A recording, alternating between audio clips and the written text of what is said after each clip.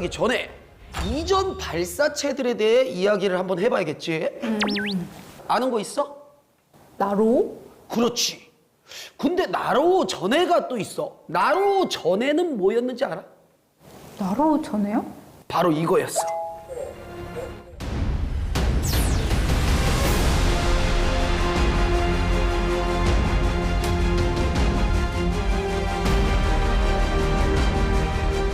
우리나라가 본격적으로 항공 우주 분야에 뛰어들고 발사체를 만든 건 1989년 한국항공우주연구원이 설립되면서부터야. 좀 오래됐지? 오래됐네요. 근데 선진국에 비하면 늦은 거야. 세계 최초의 우주인인 유리 가가린이 우주선을 타고 지구를 한 바퀴를 쫙 돈 게 몇 년도일까? 1961년이야. 그러니까 소련은 그때 이미 그 정도의 우주 개발이 돼 있는 상태였어. 하지만 우리나라가 어떤 나라냐? 빨리빨리 하는 한국인들이 모여있는 나라 아니야. 1990년 7월에 발사체 개발을 시작했는데 무려 3년 만인 1993년 6월 충남 태안 안흥 시험장에서 과학 1호를 발사를 하게 돼.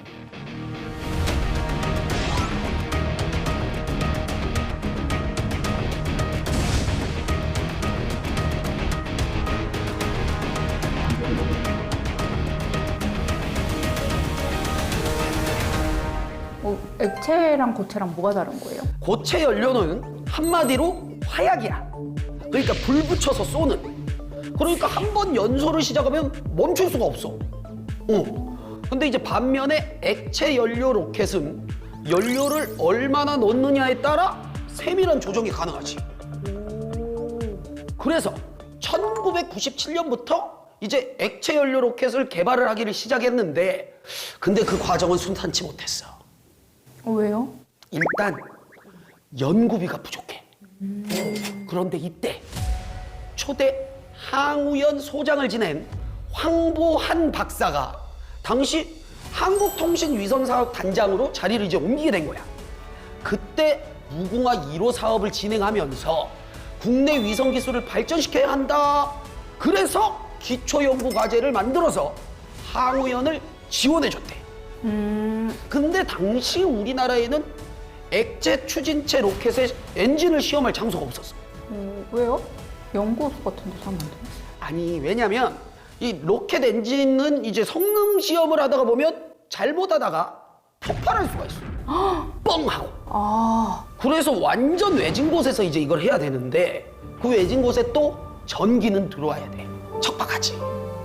근데 그때 모 기업에서 컨테이너를 하나 얻고 대전에 있는 한 공장 외곽 공터에서 시험을 했대. 이게 시험하는 거예요? 그렇지. 여기 지금 컨테이너 보이고 여기 시험 불 켜는 거 보이지? 자, 엄청 고생들 했지.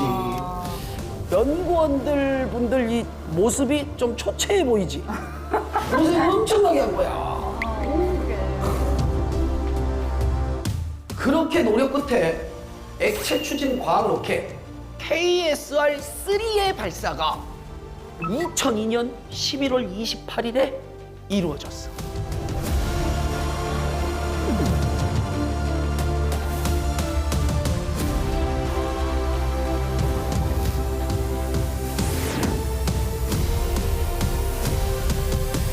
이렇게 세 번째 과학 로켓까지 개발하면서 우리나라는 발사체 운영에 필요한 기본 기술을 갖추기 시작했어.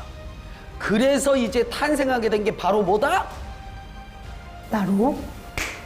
나로야.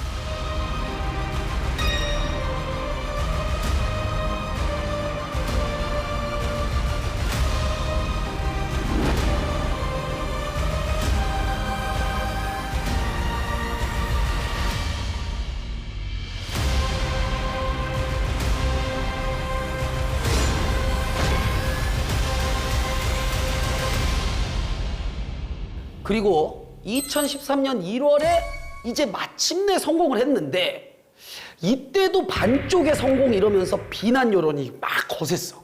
왜 반쪽이에요? 사실 일단은 러시아의 기술이었거든.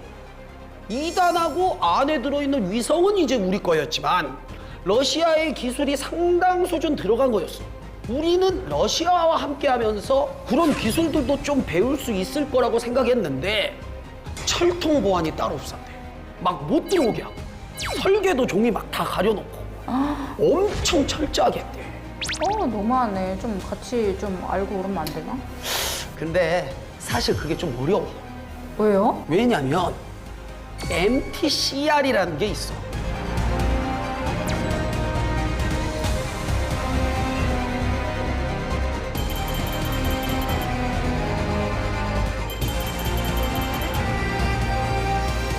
사실 로켓에 인공위성을 달면 과학 발사체인데 이게 반대로 폭탄을 달면 미사일이 될 수 있는 거거든. 그러니까 쉽게 무기가 될 수 있기 때문에 뭐 기술을 사거나 이전하는 것이 불가능해. 또 그런 문제가 있구나. 그리고 더군다나 로켓 엔진은 보안 등급 클래스 1, 2, 3 중에 클래스 1으로 지정되어 있는 기술이래. 그래서 정말 누리호는 맨 땅에 헤딩하며 우리가 스스로 개발한 기술이야.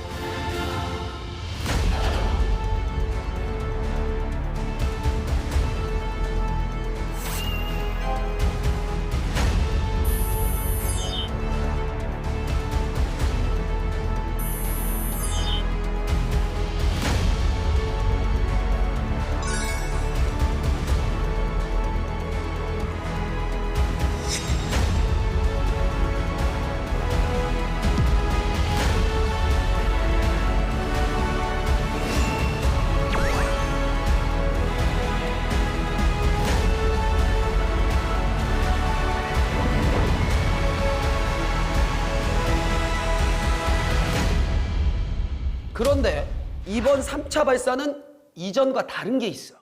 뭐지? 누리호 모양이 좀 바뀌었나? 이번에는 실전이야.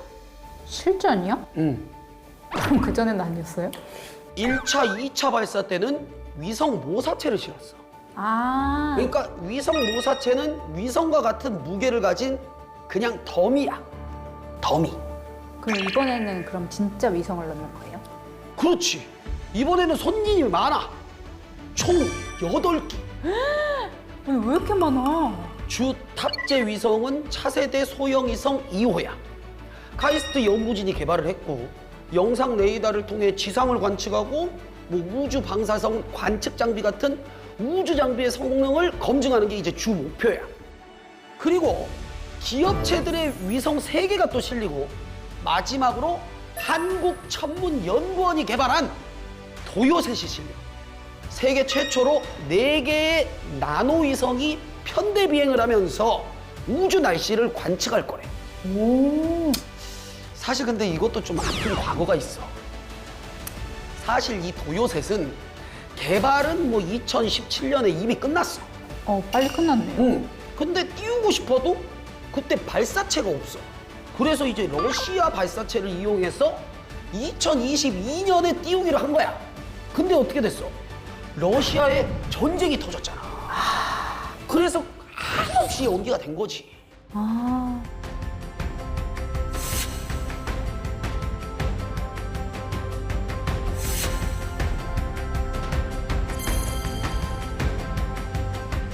그런데 이젠 우리 땅에서 우리의 기술로 인공위성을 띄울 수 있게 된 거지.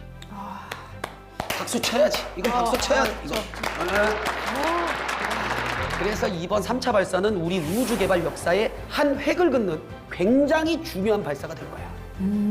이번 3차 발사부터는 실제 위성이 요구하는 궤도에 위성을 투입하게 되는데요.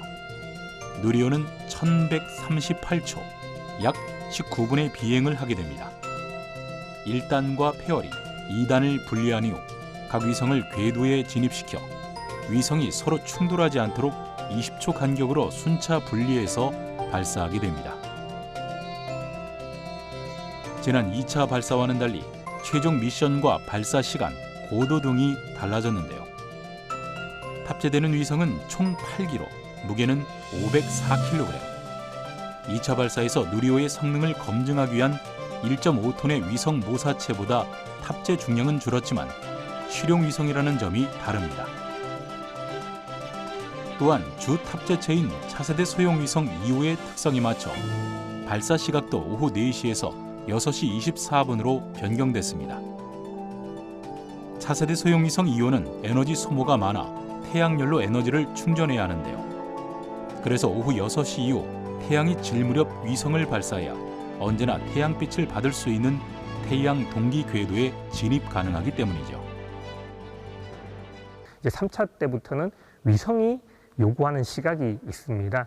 그래서 요번 같은 경우는 차세대 소형 위성 메인 탑재체가 태양 동기 궤도뿐만 아니라 쌀을 탑재하고 있기 때문에 전력을 많이 소모를 하는 위성입니다. 그러다 보니까 태양을 계속 바라봐야 되는 궤도를 요구하기 때문에 그렇게 맞추면 시각이 여명 황혼 궤적이라 그래서 저희가 발사 시각을 오후 6시 24분에 쏘게 되면 그 위성이 적도를 올라오는 시각이 오전 6시가 딱 맞춰지거든요. 그렇게 되면 위성은 계속 태양을 바라보는 조건이 만족이 됩니다. 그것뿐만 아니라 4차 발사, 5차 발사 때도 위성이 요구하는 시각이 각각 다릅니다. 그럼 거기 맞춰서 발사 시각이 결정이 된다라고 보시면 되겠습니다. 누리호와 함께 8기의 위성이 우주로 날아가는데요. 지구 관측 임무를 맡은 카이스트의 차세대 소형 위성 2호, 편대 비행으로 우주 날씨를 관측하는 천문연구원의 도요셋 4기, 그리고 우주 방사능을 측정하고 우주용 카메라와 우주 쓰레기 경감 기술을 검증하는 민간 위성 3기가 실립니다. 그렇다면 주 탑재체인 차세대 소형 위성 2호와 군집 위성인 도요셋 4기는 누리호 3차 발사에 어떤 의미가 더해질까요? 차세대 소형 위성 2호는 고도 550km 궤도를 2년간 돌면서 지상 관측 임무를 수행하는데요. 국내 기술로 제작한 소형 영상 레이더의 성능을 검증하는 게 목표입니다. 차세대 소형 위성 2호의 성공적인 안착은 누리호 3차 발사의 성공과 실패를 가름하는 중요한 기준이 되는데요. 고도 550km에서 우주 방사선과 우주 폭풍을 관측하고 소형 영상 레이더의 성능 검증의 임무를 담당하게 됩니다. 지구 관측 원격 탐사 지원은 물론 실용화 기반 마련을 위해 국내 독자 기술로 개발한 소형 영상 레이더는 최대 해상도는 5m, 관측폭은 40km에 달합니다. 사라 불리는 소형 영상 레이더는 빛과 구름의 영향을 받지 않는다는 장점이 있는데요. 때문에 악천 후에도 주 야간 지상 관측이 가능해 재해 재난, 국토 해양 관리 등에 활용 가능합니다. 이곳 천문연구원에서는 군집 위성 도요셋 4기를 누리호에 실어 우주로 보내게 되는데요. 먼 우주로 떠나기 위한 마지막 점검을 위해 연구원들의 움직임이 바빠집니다. 바로 이 인공위성이 도요셋인데요. 도요셋이라는 이름에는 크기는 작지만 오래 날 수 있는 비행 능력을 지닌 도요셋처럼 작지만 높이 나는 위성이라는 의미가 담겨 있다고 합니다. 4기의 큐브셋이 함께 비행을 하면서 임무를 수행하는 초소형 군집 위성으로 우주 날씨를 관측하는 임무를 하게 됩니다. 2017년부터 개발을 시작한 도요셋 인공위성은 우리나라에서 처음으로 우주 날씨를 관측하기 위해 개발한 전용 위성인데요.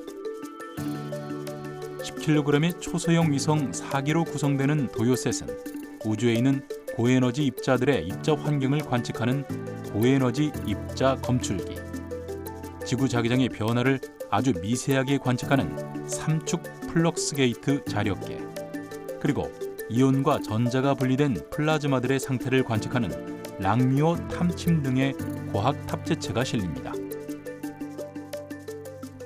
도요셋은 무게 10kg의 나노급 위성으로 4기의 위성은 종대 비행, 횡대 비행을 반복하며 지구 궤도를 돌게 되는데요. 우주 공간에서 서로 간의 거리를 조절하며 다양한 우주 날씨를 관측 분석합니다.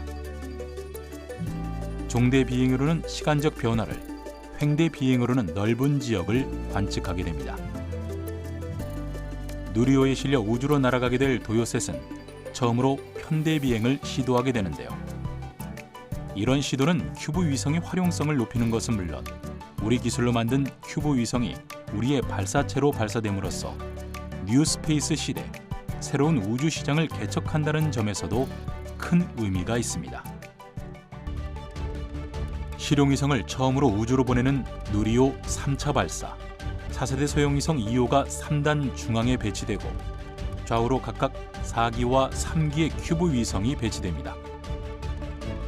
4세대 소형위성 2호가 가장 먼저 분리되고 난 후 20초 간격으로 큐브 위성이 차례로 분리되며 발사체가 이륙하고 약 18분이 지나면 모든 위성이 분리됩니다. 이후 각 위성들은 약 하루가 지난 뒤 지상과의 교신을 통해 최종적으로 성공 여부를 판단하게 되죠. 우주항공 선진국에 등극하기 위해선 지구 주변을 도는 위성 개발과 위성을 싣고 대기권을 돌파할 수 있는 발사체 기술이 필수적인데요. 누리호 3차 발사가 성공할 경우 실용위성을 우리의 기술과 발사체로 우주에 쏘아 올린 역사적인 첫 순간으로 기록될 것입니다. 독자적인 우주 개발을 수행하기 위한 우주 개발의 전초 기지이자 우리나라 유일의 우주 발사체 발사장인 나로 우주센터 역시 누리호 3차 발사를 앞두고 기대감과 긴장감이 교차합니다. 이곳 나로 우주센터는 누리호 3차 발사 전부터 임무 최종 성공까지 누리호 발사를 지원하는 곳입니다. 우주로 가는 관문인 나로 우주센터는 2009년에 완공됐는데요. 완공 이후 총 6번의 발사가 진행됐습니다. 2013년 나로 3차 발사에 성공한 이후 누리호 발사를 위해 개조를 시작했는데요. 2017년 엔진 시험 설비를 구축하고 2021년 제2발사대 구축을 완료했습니다. 나로 우주센터는 그 발사체 발사를 위해서 크게 3가지 역할을 한다고 보시면 됩니다. 첫 번째가 전기, 통신, 용수, 소방과 같은 기반 설비를 제공하는 것이 되겠고요. 두 번째로는 발사체를 추적하고 통신하기 위한 외인지 시스템을 운영하는 것이 되겠습니다. 그리고 마지막으로 발사 안전 통제가 있는데요. 11개 기관과 협력을 해서 지상, 해상, 공역에서의 안전을 확보하고 그리고 혹시 있을지 모를 재난에 대비하는 역할을 하게 됩니다.